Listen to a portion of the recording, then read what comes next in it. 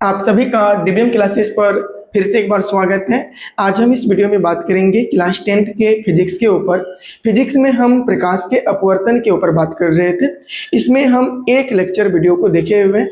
यदि आप इस वीडियो को नहीं देखे हैं तो आप डीबीएम क्लासेस पर जाकर आप लेक्चर 1 को देख सकते हैं। और इसमें हम बात करेंगे, जहाँ पे ख़त्म किए थे उससे आगे बात करेंगे। इसलिए आपसे अनुरोध है कि इस वीडियो को आप अपने मित्रों तक भी शेयर कर दीजिए। यदि सेशन को लाइक नहीं किए हैं तो सेशन को भी लाइक कर लीजिएगा, और यदि चैनल पर नए हैं तो चैनल को भी सब्सक्राइब कर लीजिए, ताकि जब भी पढ़ाई रिलेटेड कोई भी वीडियो चैनल पर डाले इनका नोटिफिकेशन आप तक पहुंच पाए। तो चलिए आज हम बात करते हैं, और बात करने से पहले थोड़ा सा रिकॉल कर लेते हैं कि हम पिछले वीडियो में क्या क्या बात किए थे। बात हम ये किए थे कि जो अपवर्तन होता है इसका मतलब होता है कि प्रकाश का एक माध्यम से दूसरे माध्यम में जाना, और इसी घटना को हम क्या कहते हैं, अपवर्तन कहते हैं। अब माध्यम क्या है, तो माध्यम के ऊपर भी बात किए थे।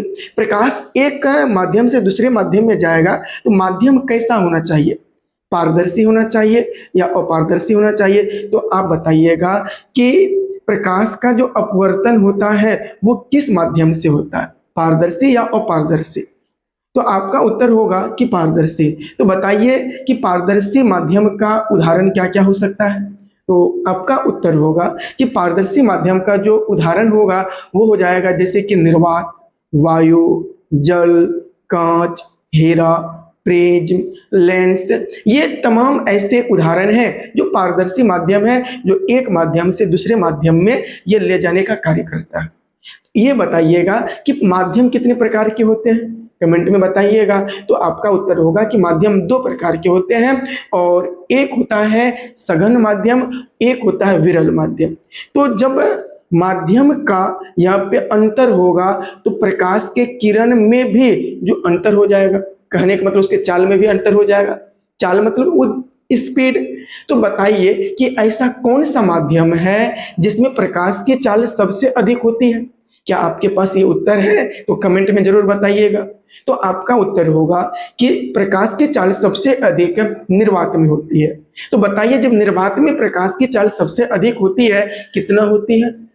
तो आपका उत्तर होगा 3 लाख किलोमीटर प्रति सेकंड होता है। एक प्रश्न का उत्तर जवाब दीजिएगा कि जल में प्रकाश की चाल कितना होती है। तो आपका उत्तर होगा कि जल में प्रकाश की चाल 2,25,000 किलोमीटर प्रति सेकंड होती है। और वहीं अगर बात करें कांच में प्रकाश की चाल कितना होती है, तो इनमें कितना होती है, तो 2 लाख किलोमीटर प्रति सेकंड होता है। ये तमाम चीज हम पिछले वाले वीडियो में बात किए हुए थे, तो ये थोड़ा सा रिकॉल हो गया। आज हम बात करेंगे कि यदि प्रकाश की किरण सघन माध्यम से विरल माध्यम में आएगा तो उनके किरण में क्या बदलाव होगा। यदि प्रकाश की किरण सघन माध्यम से विरल माध्यम में जाएगा तो उस कंडीशन में इनके किरण में क्या बदलाव आएगा। तो चलिए हम बात करते हैं फिगर के साथ। तो वहां पे अगर हम सबसे पहले अगर बात करें, आप यहाँ नोट लिख सकते हैं सबसे पहले कि प्रकाश की चाल सघन माध्यम में क्या होती है, कम होती है। प्रकाश के चाल सघन माध्यम में क्या होती है, कम होती है। यस या नो। अब क्यों होती है ये बताए थे और अभी भी बताएंगे। जस्ट रोमन नंबर दूसरा आप लिख लीजिएगा यहाँ पे कि प्रकाश की चाल जो है वो विरल माध्यम में कम होती है, विरल माध्यम में क्या होती है, यहाँ पे अधिक होती है। क्या होती है, अधिक होती है। तो ये आप नोट कर लीजिएगा, अधिक होती है। तो अब अगर हम बात करें यहाँ पे ये लिखने के बाद, अब यहाँ पे विरल माध्यम में और सघन माध्यम में क्या अंतर है। तो चलिए अगर यहाँ पे हम बात करें, यहाँ पे थोड़ा सा आप यहाँ पे टाइप 1 लेकर चले, तो आज का टॉपिक ही ले लेते हैं, टॉपिक वन में अगर बात करें, मानकर चले हम दो माध्यम ले लेते हैं। एक ये सतह है आपका, एक ये क्या है आपका, सतह है, समतल सतह है ये। अगर हम बात करें ये सतह से ऊपर ये हो गया आपका वायु, क्या हो गया, ये वायु हो गया। और अगर हम बात करें ये वायु हो गया, और नीचे हम बात कर लेते हैं, नीचे का जो माध्यम है ये आपका जल है। क्या है ये आपका जल है। तो अब बताइए, यहाँ पे ये हो गया आपका जल, तो ये दोनों की अगर बात करें तो जल और वायु, इस दोनों माध्यम में कौन सा माध्यम विरल होगा और कौन सा माध्यम सघन होगा। तो आपका उत्तर होगा कि ये दोनों की अगर तुलना करें तो इस कंडीशन में जो जल है ये सघन माध्यम होगा, सघन माध्यम हो जाएगा। यस या नो। अगर बात करें यहाँ पे वायु के बारे में बात करें तो वायु आपका हो जाएगा विरल माध्यम, विरल माध्यम हो जाएगा। यस या नो, यह भी माध्यम हो जाएगा। तो यहाँ पे अगर बात करें, यदि एक किरण, समझिएगा मेरी बातों को, यदि एक किरण विरल माध्यम से सघन माध्यम में आएगी तो क्या होगी। एक देखिए, किरण को नापने के लिए हम क्या दे देते हैं, यहाँ पे लंब दे देते हैं, और लंब को कहते हैं अभिलंब। लंब को क्या कहते हैं, अभिलंब कहते हैं। आप समझने का थोड़ा प्रयास करिएगा। यहाँ अगर बात करें कि यदि कोई भी किरण, मानकर एक प्रकाश का ये स्रोत है और ये स्रोत है, इस होकर यहाँ पे प्रकाश की किरण आ रही है। यस या नो, लाइट समझ लीजिए, कुछ भी समझ सकते हैं आप। जब प्रकाश की किरण यहाँ अगर बात करें विरल माध्यम से सघन माध्यम में आएगी तो बताइए ये अभिलंब की ओर मुड़ेगी कि अभिलंब से दूर हट जाएगी। क्या आपके पास उत्तर है। तो देखिए यहाँ पे विरल मतलब क्या, यहाँ देखिए सघन मतलब घना, विरल मतलब क्या होता है, तो विरल मतलब होता है क्या, बहुत पतला माध्यम होता है। यानी कि विरल माध्यम में प्रकाश की चाल क्या होती है, विरल माध्यम में प्रकाश की चाल अधिक होती है। प्रकाश की चाल विरल माध्यम में अधिक होती है, तो इसमें अधिक होगा, दौड़ेगा, घूमे एकदम पूरा एकदम दौड़ेगा, ऐसे दौड़ेगा। लेकिन सघन माध्यम दौड़ते हुए जाएगा, जैसे मन कर चले आप जा रहे हैं हवा में, एकदम कोई दिक्कत नहीं, सूखे पे जैसे पानी मिल जाएगा तो वहां माध्यम अलग हो जाएगा। जैसे अलग होगा तो बताइए उस स्पीड से क्या आप दौड़ पाइएगा, नहीं दौड़ पाइएगा। तो आप ऐसे चलिएगा तो पानी में से झुक जाइएगा ना, ऐसे जब झुक जाइएगा तो ये भी क्या होगा, ये भी झुक जाएगा। जाना चाहिए इसको इस माध्यम से, यस या नो, जाना चाहिए, लेकिन ये झुक गया। क्या हो गया, झुक गई। तो यहाँ पे हम कह सकते हैं जब प्रकाश की किरण, जब प्रकाश की किरण विरल माध्यम से सघन माध्यम में आती है तो प्रकाश की जो किरण होती है वो अभिलंब की ओर झुक जाती है। तो चलिए आप लिखिएगा मेरे साथ साथ, आप डायग्राम भी बना सकते हैं। तो यहाँ पे आप लिख सकते हैं, यहाँ पे पॉइंट बनाकर लिखिएगा कि जब प्रकाश की किरण, प्रकाश की किरण विरल माध्यम से, कौन सा माध्यम है बाबू, विरल माध्यम से सघन माध्यम में, सघन माध्यम में आती है, क्या होती है, आती है, तो किरण अभिलंब की ओर, किसकी ओर, अभिलंब की ओर झुक जाती है, अभिलंब की ओर झुक जाती है।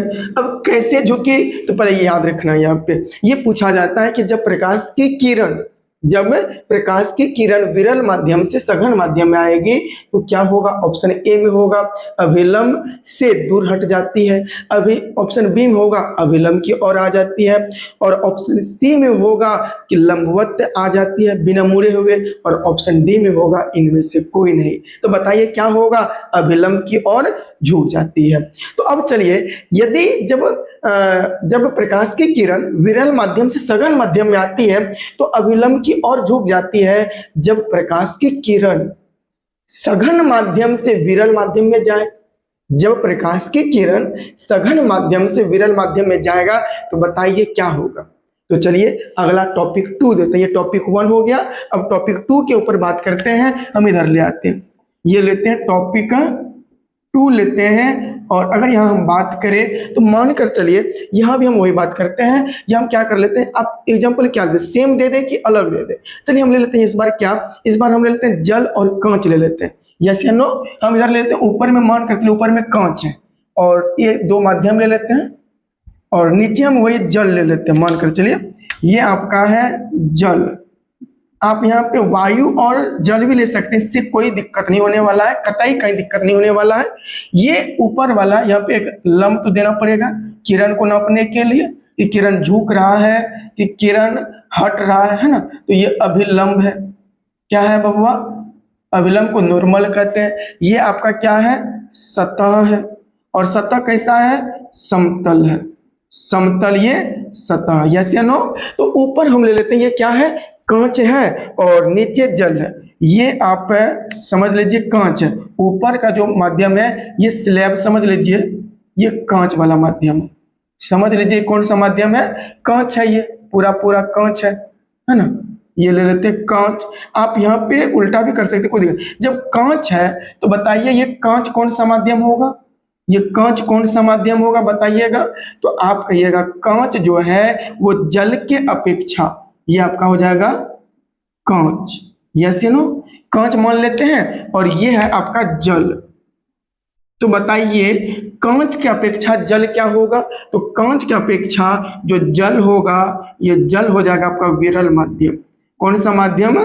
विरल माध्यम हो जाएगा। तो देखिए माध्यम क्या, यह तुलना करना पड़ता है, समझे? पहले से फिक्स नहीं होता। तो जल की अपेक्षा कांच क्या होगा? तो आप कहेंगे ये सघन माध्यम होगा। यस या नो? सघन माध्यम होगा। अब एक चीज बताइए, जब किरण सघन माध्यम से विरल माध्यम में आए, ये आपका सघन माध्यम है, मान कर चलिए है सघन माध्यम। ये लाइट है और यहां से आ रही है किरण और ये कहां पे पड़ा? लंबवत यानी कि अभिलंब पे आया। तो ये जहां पे टकराई इनको जाना चाहिए ऐसे, किरण जाना चाहिए ऐसे, लेकिन ये सीधा नहीं जाकर ये किरण अभिलंब से दूर हट जाएगी। अभिलंब से क्या हो जाएगी? दूर हट जाएगी।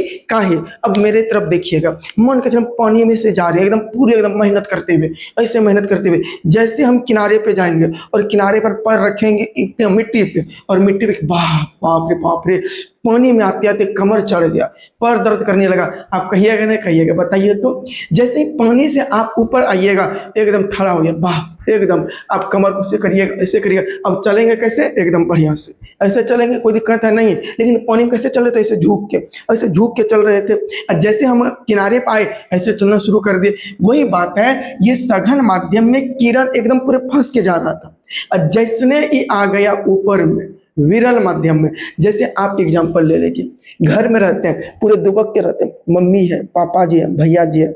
अरे बाप रे, भैया देख लेंगे क्या कहेंगे, है ना? मम्मी देख लेंगे कोई जैसे घर से एकदम बाहर निकलता है, कोई दिक्कत नहीं, एकदम कॉलर ठड़ा करके चलते हैं, है ना? ऐसे ठड़ा कर लेते हैं तब चलते हैं, एकदम हनी सिंघम बन जाते हैं। तो यहाँ पे ऐसे नहीं, मतलब ये चीज आपको समझा रहे हैं। तो यहाँ पे जब भी प्रकाश की किरण सघन माध्यम से विरल माध्यम में आती है तो किरण क्या होता है? अभिलंब से दूर हट जाती है। यहाँ देखिए अभिलंब की ओर झुक जाती है ना, अभिलंब की ओर, है ना? यहाँ पे अभिलंब की ओर छूट गया, यहाँ पे अभिलंब की ओर झुक जाती है और यहाँ अभिलंब से दूर हट जाती है। तो यहाँ पे आप लिख सकते हैं या नोट में करके पॉइंट बनाकर, जब प्रकाश की किरण सघन माध्यम से, कौन सा माध्यम है बाबू?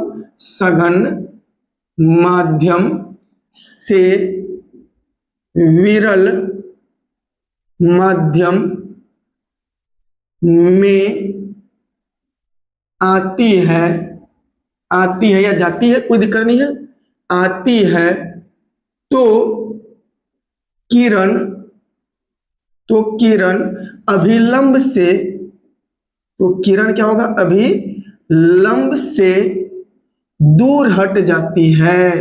क्या हो जाती है? दूर हट जाती है। क्या ये चीज आपको समझ में आया?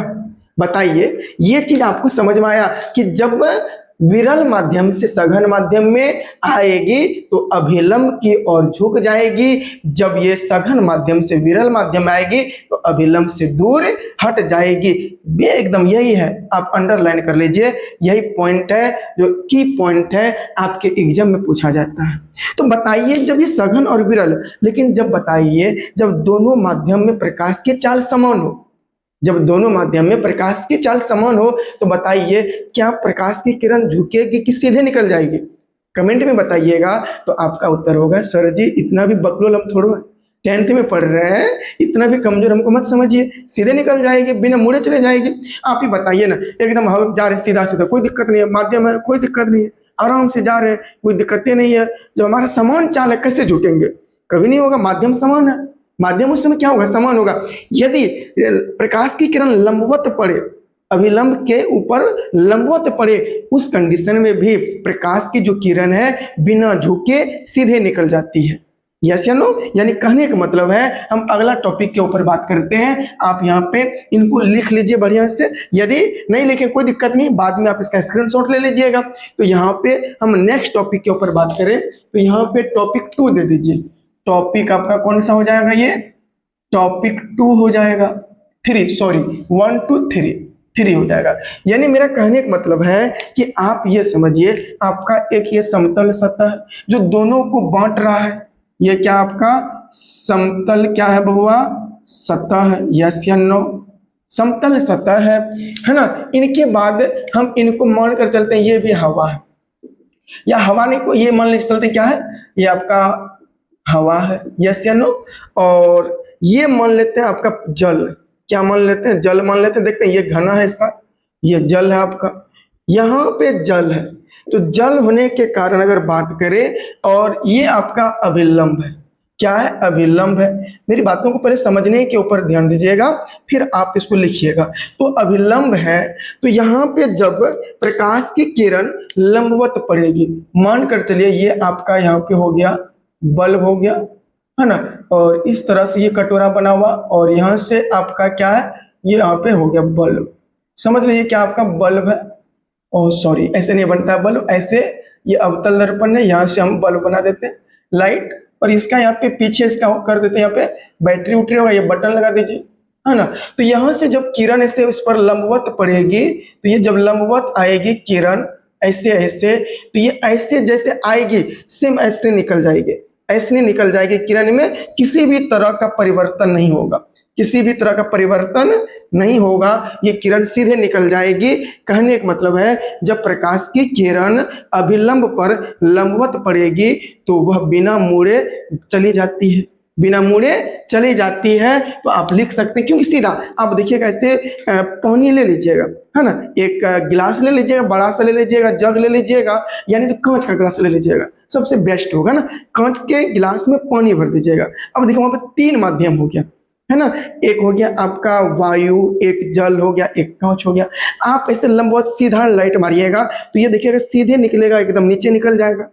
तो उस समय कार्य क्या होता है? शून्य होता है। आप 9th क्लास में पढ़े होंगे मोशन चैप्टर में कि जब कोई भी प्रत्यक्षक जब कोई भी वजन अपने सर पर लेकर चलता है तो उसके द्वारा किया गया कार्य शून्य होता है। जैसे कि ये मार्कर है, हम अपने सर पे ले लिए, तो सर पर ले लिए तो बताइए वेट क्या हो जाएगा? मेरा कम क्या हो जाएगा? कम मेरा शून्य हो जाएगा, समझे? तो ये कार्य मेरा शून्य हो गया। तो यहाँ पे आप नोट करके लिख सकते हैं, नोट करके यहाँ पे यानी पॉइंट बनाकर लिख सकते हैं कि जब प्रकाश की किरण, यहाँ पे पॉइंट बना लीजिए, जब प्रकाश की किरण किरण अभिलंब पर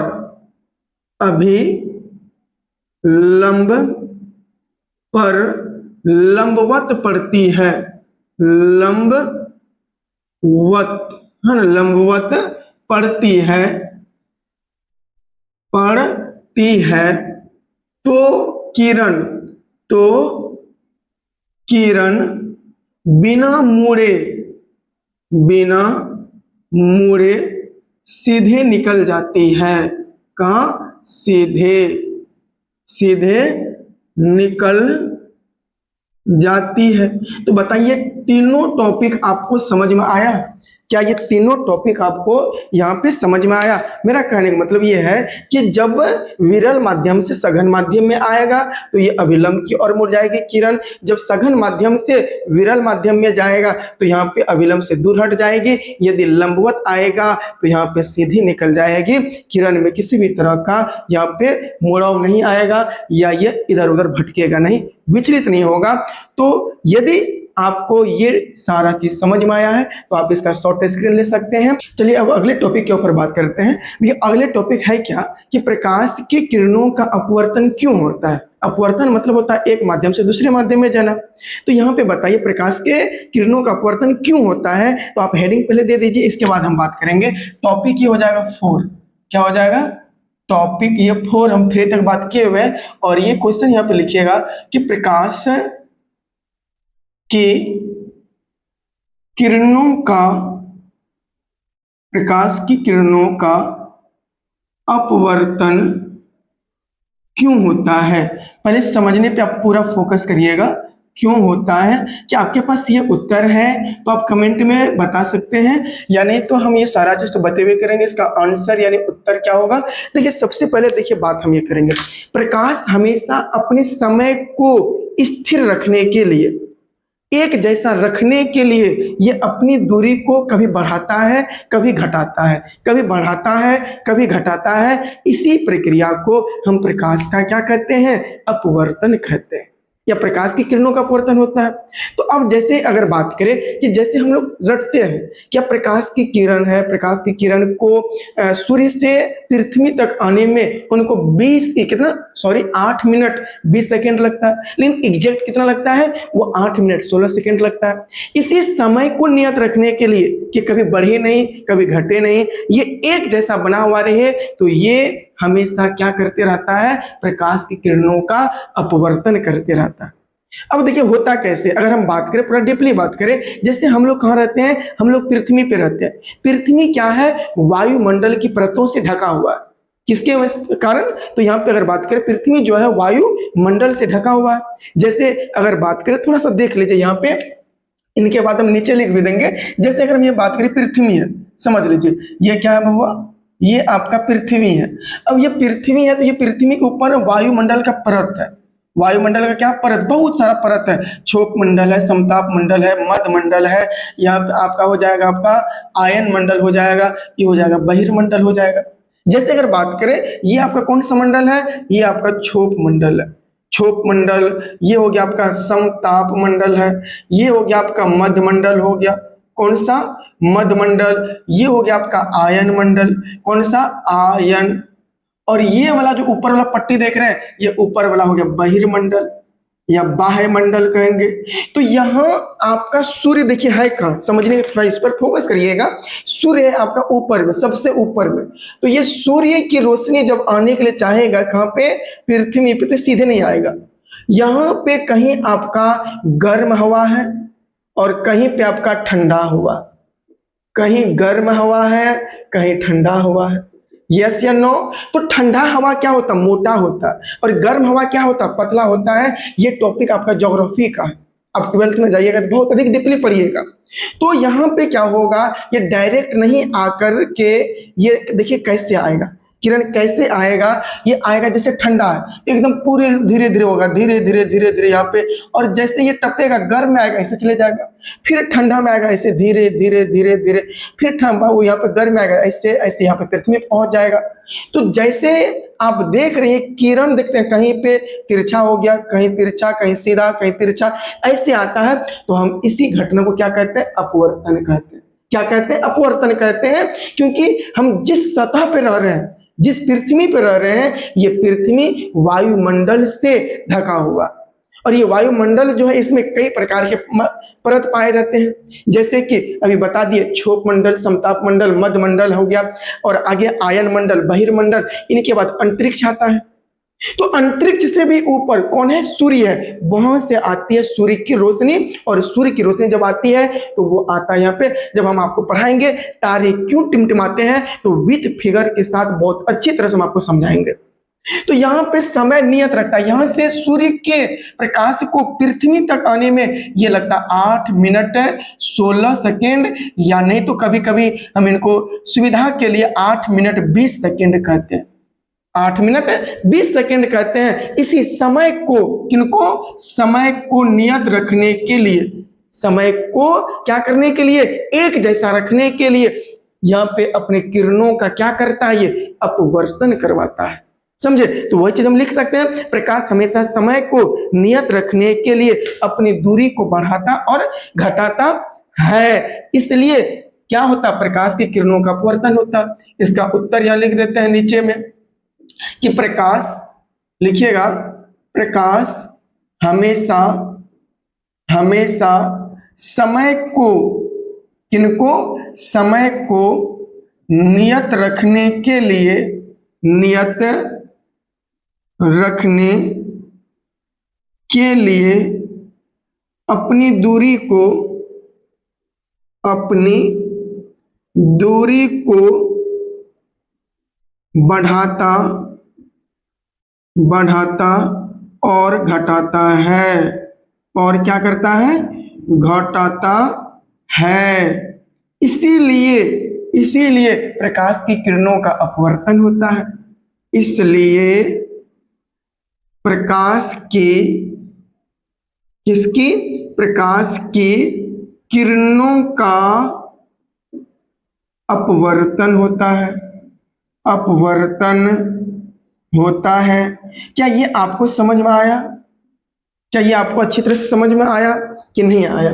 हम वही बात बताए कि यहाँ पे सूर्य जो है अंतरिक्ष में है। अब यहाँ से आने में तो यहाँ पे बहुत सारी समस्या होना पड़ेगा, समस्याओं से गुजरना पड़ेगा। जैसे आप अभी 10th की तैयारी कर रहे हैं, तो 10th की तैयारी करने के बाद आप एग्जाम दीजिएगा, तो एग्जाम देने से पहले आपको कितना बेलना पड़ता, क्या ये आपको पता नहीं चल रहा है?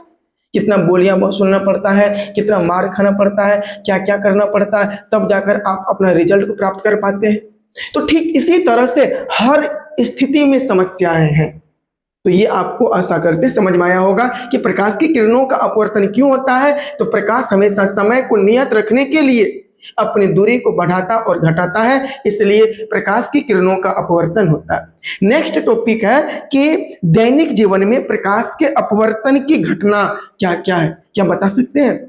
हम ये सारा चीज बहुत अच्छी तरह से देखते हैं, हम ही नहीं, हम सभी लोग देखते हैं। तो अगला टॉपिक नेक्स्ट है, यहाँ पे क्वेश्चन के रूप में लिखिएगा कि दैनिक जीवन में प्रकाश के अपवर्तन की घटना को लिखे। क्या लिखे? दैनिक जीवन में प्रकाश के अपवर्तन की घटना को लिखे। ये हर वर्ष पूछा जाता है, तो इसलिए आपसे ये आना चाहिए प्रश्न, ये प्रश्न आपसे आना चाहिए, क्योंकि ये पूछा जाता है और बहुत सरल है। कोई भी चीज यहाँ हार्ड नहीं होता है। हम मस्तिष्क में जैसे इनपुट लेंगे वैसे आउटपुट देता है। तो यहाँ पे दैनिक जीवन में प्रकाश के अपवर्तन की घटना क्या है? क्या आप कभी ऐसे देखे हो? एक ग्लास हम ले लेते हैं, पहले आप फिगर को देखो, ये आपका फिगर, ये ग्लास है। इस ग्लास में पानी भरा हुआ, बहुत अच्छी तरह से हम आपको समझाने का प्रयास करते हैं। आप यहाँ पे एक छड़ी को जब देते हो सीधा, तो ये छड़ी हल्का टेढ़ा दिखाई पड़ता है, होता है। जब छड़ी को हम ऐसे सीधा रखते हैं, ये ऐसे सीधे रहता है, लेकिन टेढ़ा प्रतीत होता है। क्या आप ऐसे किए हैं? नहीं किए तो जरूर जाकर करिएगा। और जितना मोटा होता उससे अधिक मोटा दिखाई पड़ता, हल्का सा। यही नहीं, अगला हम गिलास लेते हैं, ये आपका गिलास है और इसमें पानी भरा हुआ। मान कर चले यहाँ पे हम कुछ नहीं, यहाँ सिक्का रख देते हैं, ये आपका सिक्का क्वाइन है, पैसा है, 5 टकिया रुपया रख दीजिए। अब इनको पानी इसमें भर दीजिए। इसमें क्या करेंगे? गिलास में पानी भर देंगे। जब गिलास में पानी भरेंगे तो सिक्का उभरा हुआ प्रतीत होगा, होता है कि नहीं होता है? यस या नो? अगर होता तो कमेंट में बताइएगा। चलिए यही नहीं, नेक्स्ट और बताते हैं। आप कभी ऐसे किए हो? कैसे? मछली पकड़े हो, ऐसे पानी है, एक तालाब है, ये आप तालाब समझ लीजिए, ये आपका क्या है? तालाब है ना? अच्छा, तालाब नहीं, एक बड़ा सा कैविट ले लीजिए, एक बड़ा सा टब ले लीजिए। अब टब में क्या करिए? आप मछली को रख दीजिए। किनको रखने को बात कर रहे हैं? तो मछली के बारे में बात कर रहे हैं। तो जब मछली के ऊपर हम बात करें, ये समझ लीजिए मछली है, यस या नो? ऐसे ही मछली होता है ना, तो ऐसे ही शायद मछली होता है। तो जब मछली ऐसे रहेगा तो आप देखिएगा कि जब इससे सूर्य की प्रकाश जाएगी तो ये क्या होगा? अपनी वास्तविक स्थिति से हल्का ये क्या होता है? आगे दिखता है। क्या होता है, तो ये जैसे क्या होता है, जल में मछली का अपनी वास्तविक स्थिति से आगे दिखना। ये है यहाँ पे आपको दिखाई पड़ेगा मछली यहाँ पे है, मछली यहाँ पे है, ऐसे दिखाई पड़ेगा वो मछली यहाँ पे है। इसलिए जो मछुआरा होता है ना, वो क्या करता है, बहुत तेज होता है, बोला चौवा दिखाई पड़ता है हल्का, वो पुछड़ी पकड़ेगा, वो पकड़ता पुछड़ी, पकड़ा जाता है मूड़ा।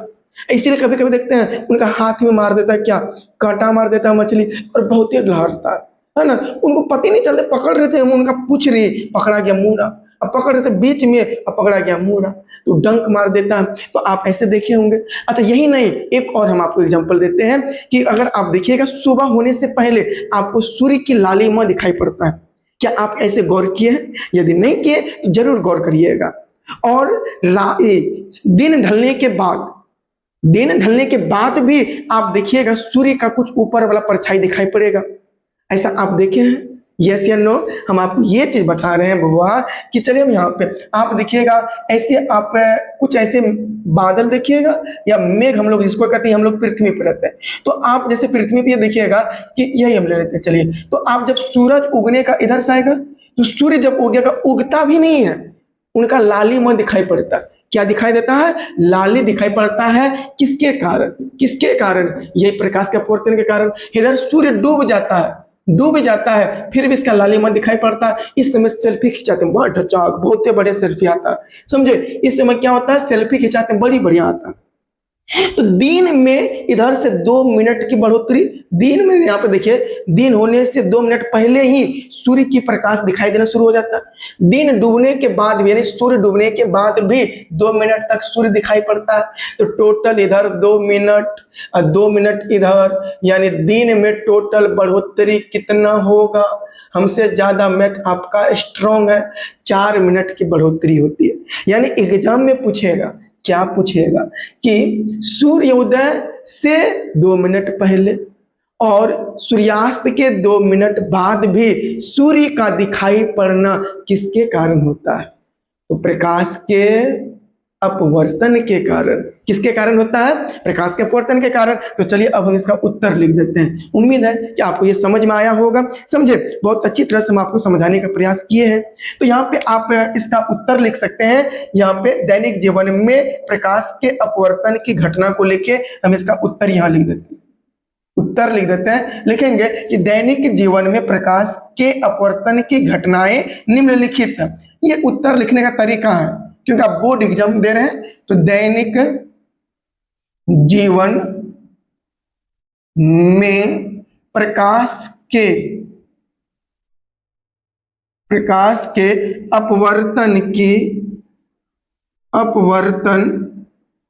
की घटनाएं निम्नलिखित हैं। निम्नलिखित हैं। नंबर 1 में क्या लिखे? जल में रखी छड़ी का टेढ़ा मेढ़ा दिखाई देना। फिगर देखिए यहाँ पे, नंबर 1 में जल में रखी, क्या रखी है ना, रखी छड़ी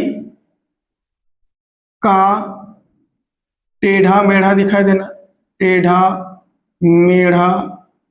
मेढ़ा दिखाई देना, है ना, दिखाई देना हो जाएगा। नंबर 2 में क्या हो जाएगा? यहाँ पे देखिए, है ना, यहाँ पे क्या कहेंगे? तो जल में रखे सिक्के का उभरा प्रतीत होना। जल में रखे सिक्के का उभरा हुआ प्रतीत होना। यस या नो? क्या आप ये बता पाएंगे? तीसरा नंबर में क्या है? तो पानी में आप यहाँ पे लिख सकते हैं कि पानी में मछली का अपनी वास्तविक स्थिति से आगे दिखाई देना, या जल में आप भी कह सकते हैं, यहाँ भी लिखिएगा, जल में मछली का अपनी वास्तविक मतलब हकीकत होता है, हम पढ़ाए हुए, वास्तविक स्थिति से आगे दिखाई देना। क्या होगा? ये दिखाई देना, ये सब किसके कारण हो रहा है? तो ये प्रकाश के अपवर्तन के कारण होता है। चलिए चौथा नंबर में, सूर्योदय से पहले और सूर्यास्त, ऐसे लिख सकते हैं, सूर्योदय और सूर्यास्त के कारण दिन में 4 मिनट की बढ़ोतरी, है ना। सूर्योदय, सूर्योदय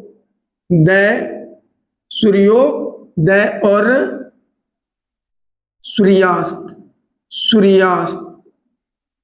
के कारण दिन में 4 मिनट की बढ़ोतरी। तो ये हो जाएगा सब किसके कारण? प्रकाश के अपवर्तन के कारण। तो ये सारा चीज बताइए क्या आपको समझ में आया? यदि समझ में आया तो इन सारे को आप लिख लीजिए, यानी तो शॉर्ट स्क्रीन ले लीजिए, बाद में लिख लीजिएगा। तो उम्मीद करते हैं ये अच्छी तरह से आपको समझ में आया होगा। यदि समझ में आया है तो इस वीडियो को अपने मित्रों तक शेयर कर दीजिए और सेशन को भी लाइक कर दीजिएगा। यदि चैनल पर नए हैं और अभी तक सब्सक्राइब नहीं किया तो जरूर कर लीजिएगा। और एक रिक्वेस्ट है आपसे कि ये क्लास आपको कैसे लगा, अपना फीडबैक जरूर रखिएगा कमेंट सेक्शन में, ताकि उनको पढ़ने के बाद मेरा बताने का तरीका, समझाने का तरीका, लिखने का तरीका कैसा है और इसमें कितना इम्प्रूव होना चाहिए ये जरूर लिखिएगा, ताकि हमें और सीख मिले और बेहतर कर पाए आपके लिए। तो आज के लिए हम यहीं तक रहने के लिए देते हैं। मिलेंगे नेक्स्ट वीडियो में अगले टॉपिक, प्रकाश के अपवर्तनांक किसे कहते हैं।